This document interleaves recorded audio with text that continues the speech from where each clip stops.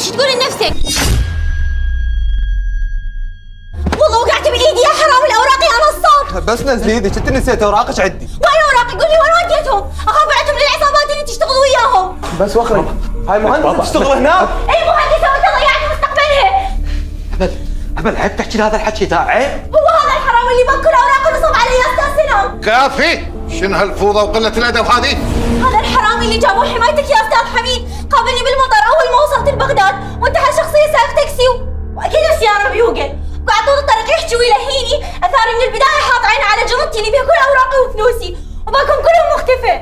كذابة، والله كذابة. اني كذابه يا حرامي؟ ارجوك استاذ حميد بلغ الشرطه خليه يجون ياخذوه ويبهدلون احوالي. ايش كافي انت؟ ولك هاي المهندسة قاعد تحكي صح ولا غلط؟ نص حكيها صح نص غلط.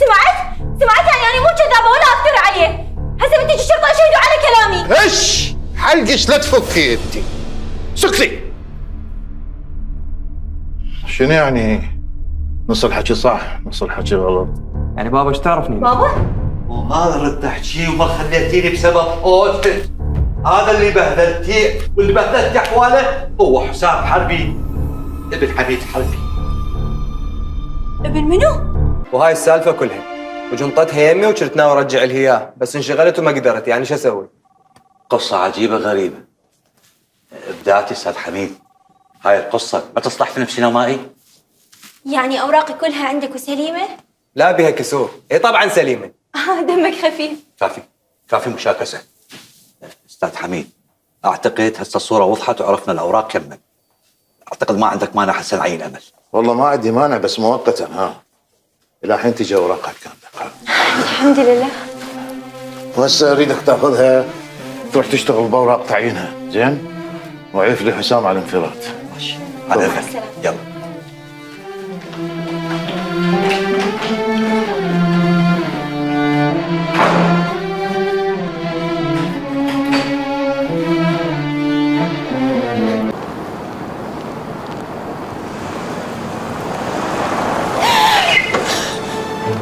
تخبلت شنو هالرعونيه؟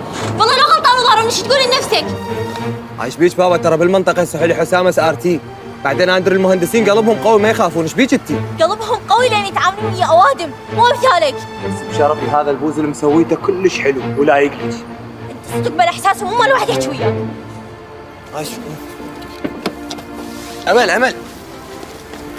امل بس وقفي بشرفك. امل بس صعدي خل اوصلك. توصلني شنو؟ لازم ما صارت عندي عبره من صعدت وياك هذيك المره. هذيك المرة ما صعدت وياي اوراقك ضاعت، هسه اذا صعدين ترجع لك، بعد شو تريدين؟ يعني اوراقي وياك هسه؟ بس اذا صعدي ونسولف في الموضوع. راح اسعد بس بشرط ترجع لي كل اوراقي. بس صعدي بابا الناس تباوع علينا. وخر. يا اهلا وسهلا بست المهندسة المتفوقة. نورتي السيارة.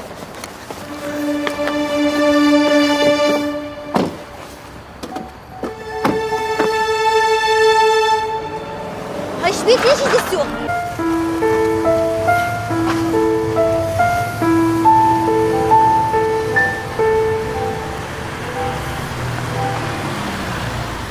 اشكرك على التوصيل. لا ولا يهمك، هذا واجب.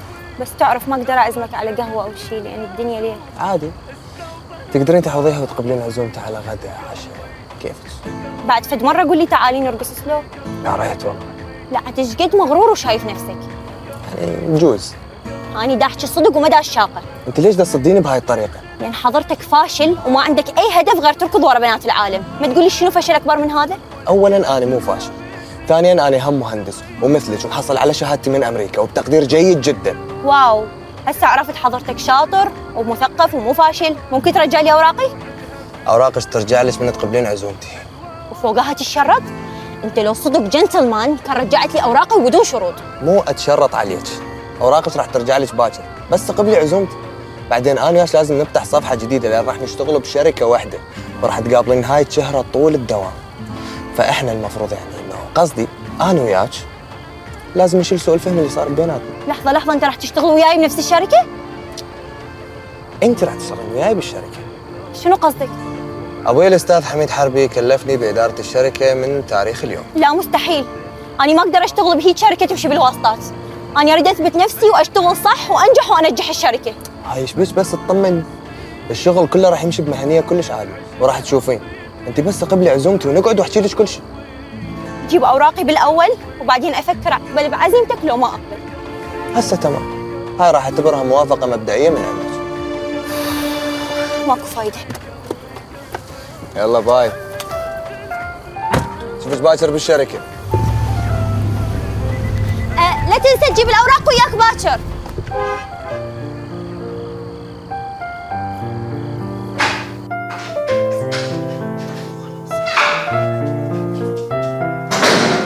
ليش تأخرتي للوقت؟ وين كنتي؟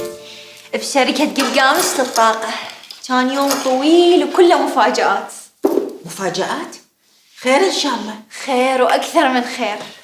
تخيلي شفت الولد الحرامي اللي باقي الجنطة. صدق؟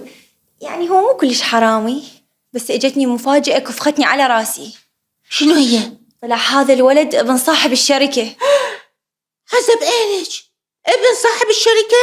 اي بعد ما بهذلت أحواله، بس هم زين الحكي صار كله قدام أبوه عن الأوراق وعينوني بالشركة. اليوم لحد يسمع. وش خلي يسمعون؟ وش هذا قلبي اللي دي يهلهل؟ بدو أروح لقلبك اللي يهلهل.